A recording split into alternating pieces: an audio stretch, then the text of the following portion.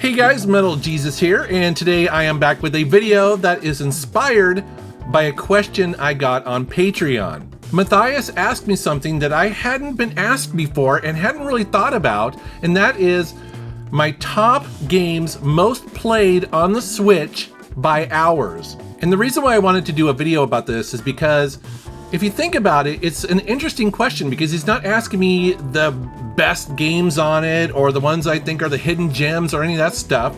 It's what I actually play on the system. And while I was pretty sure I knew what number one would be, when I went to actually look at the ones I played, I was actually pleasantly surprised and a little shocked. Now, before I get into the list, I do need to say that, as you guys know, if you watch my channel, I am bouncing around different systems almost every week, really depending on what videos I'm making. And while I love the Switch and I've been using it since pretty much day one, as you guys know, I'm bouncing around between the PSP, the PlayStation 4, Xbox Series X, you know, retro systems, old system, new systems. I'm all over the place all the time. With that said, let's check out number 10. A game I honestly thought would be a little bit higher is Mario Kart 8 Deluxe. I put about 10 hours into that.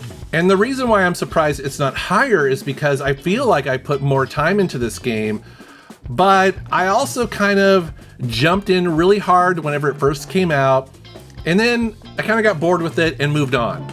But it's such a good game. I think it's actually probably the best Mario Kart game ever made. And ever since I kind of stopped playing it several years ago, I know that there's been a lot of DLC released for it, a lot of extra tracks, and so I should go back and put more time into it because I love it. I love everything about it. Coming at number 9 is Dragon Quest XI at about 15 hours. Actually, my save game says 17 hours or so.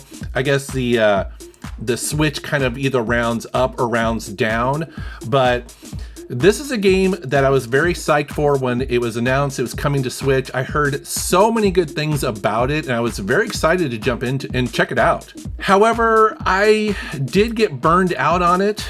I'm not really sure why. It's got great characters, but I don't know, I just kind of fell off of it for some reason. I think that, you know, after about 17 hours or so, I felt like I'd kind of gotten my money's worth. I don't know, I'd be really curious to know down in the comments below if you think it's worth going back to. You know, I don't know, I'm kind of curious to hear what you think. Next up is a surprise, Lego City Undercover. I played this for over 20 hours. And I think this is one of the best Lego games ever made. When this was announced coming to Switch, I knew I was going to pick it up and I knew I was going to put some serious time into it. I like the Lego games, but what made this game special at the time is that it's not based on any known IP. It's not based on a movie, you know, it's not based on any of that sort of stuff. It's not based on Star Wars or Indiana Jones or Harry Potter. It's completely original and it's open world. And so I like how the developers had the freedom to really kind of just go wild in this one and create an all original game. And like I said, it's one of my favorites. Probably my top 3 all-time favorite Lego games. It's fantastic. Super Mario Odyssey. I knew this one would be on this list because I've finished it at least twice, I think now. And it's one of my favorite Switch games ever. I've said it before and I'll say it here, is that the surprising thing about this game is that it's a showcase for Nintendo's creativity. You know, it's amazing to me how Nintendo can still keep pumping out amazing classic games and they don't feel tired. There's always some new mechanic in there that just elevates the game and breathes new life into it. You know, we've had a bunch of 3D Mario games, but this one I think is my all-time favorite. And so this is just one of my all-time favorite Switch games, and yeah, I mean, I will continue to put more hours into this game because I love going back to it time and time again. Coming at number 6 is a game I was kind of surprised to see here because I already played it on the PlayStation Vita. That is Ys 8. When this game was announced on Switch, I was very excited to replay it because it is a really fantastic JRPG. And I was excited to play the game on Switch because it would have, you know, obviously a bigger screen and perhaps a little bit better graphics, even though they were very good on the Vita. And so as you can see, I put 25 hours into this version of it. I haven't finished it on the Switch, but I feel like I don't need to. I played it enough to feel like that, okay, yeah, you know, I got my money's worth here. Here's a game that some of you might be surprised to see on this list. It is Skyforce Reloaded. This is a shooter that I put over 25 hours in. And the reason why that might be surprising is because usually these type of games are very arcade driven, right? They're meant to be played for a couple minutes at a time. You don't typically play these for hours and hours and hours. Well, this game is different, and that's what makes it special. See, in this game, you actually need to grind a little bit and level up because you'll be very underpowered in the beginning. And every single time you play it though, even when you die, even when you don't complete a level, you'll still get points towards upgrading your ship, and there's always this level of progression. It's very addictive. I actually think this is one of the best shooters ever made. I love this game so much. I actually just stopped playing it because I simply couldn't progress anymore. And even then I was like, man, maybe I should delete my save game and just start over. Here's another game I was kind of surprised to see on this list. I didn't realize that we had played it so much, and that is Kingdoms of Amalur: Re-Reckoning. This is a remaster of an RPG that came out during the Xbox 360 era, and my wife and I played it at that time and loved it. And we were excited to jump back into this game when it got, you know, re-released on the Switch. And just like back then, we got re-addicted to it. Now, the game is not perfect on Switch. It actually has quite a few performance issues where you can see where it slows down when there's a lot of enemies and effects. You'll also see a lot of pop-in, especially in some of the bigger open areas of the map. But in general, this is a really fun RPG.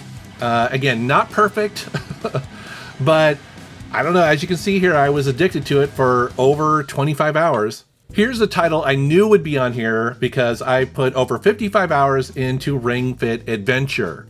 During the pandemic, my gym closed, and so I was looking for a way to work out at home, and I picked this up and loved it. It's so much fun, and it will give you a decent workout. It's not like going to the gym or anything, but especially for cardio and for stretching, this is actually a pretty decent title. Now, admittedly, I haven't picked this up in probably a year. I kind of got burned out on it because I was using it every single day, but I do miss it though. It's a really cool workout experience. I like how they gamify everything in it. It's very addictive. At my number 2 game is The Witcher 3, and I have over 75 hours in this version of it. Now, what's amazing about this game is that, well, one, it even came out on Switch. I remember when it was announced, we were like, how are they going to fit that on the Switch? What's amazing about this version is that it's the whole game. And yeah, the visuals are definitely downgraded, but honestly, you know, if you play it in handheld mode, you won't really care. But we beat it on the Switch, which is funny because we actually beat it originally on the PlayStation 4. My wife played it there, I played it there, then we replayed it on the Switch. So we've actually gone through The Witcher 3 times. It's that good of a game. And then coming in at number 1 is Skyrim. But check it out. It says I only have 35 hours on there. Well, how could that be, right? Because I had 75 hours on The Witcher 3. That doesn't make any sense. That's because it's adding in my wife's profile. We actually started on mine, but then we would travel. We would basically just share her profile, and we both play on that one. That's why it's got so many hours. And what's crazy is that we've already played and beat this game when it originally came out on the 360. That probably had another 100 or 200 hours into this game. Again, kind of like The Witcher 3. The thing that's amazing about this, especially when it was originally announced, is that it actually even came out on the Switch. You guys got to remember that when the Switch came out, it wasn't really expected that these big open world RPGs would work, but they do. And more importantly was the ability to play it on a handheld console, right? Because Skyrim was a PC game. It was a console game, not a handheld. And Skyrim is just so massive that you'll never see everything. And it's been really fun to have Skyrim on a handheld like this, especially when it was new, and to be able to travel on a plane, go places, you know, sit in a hotel room and play it. Yeah, just a fantastic experience. So that, guys, is my top 10 most played games on the Switch by hours.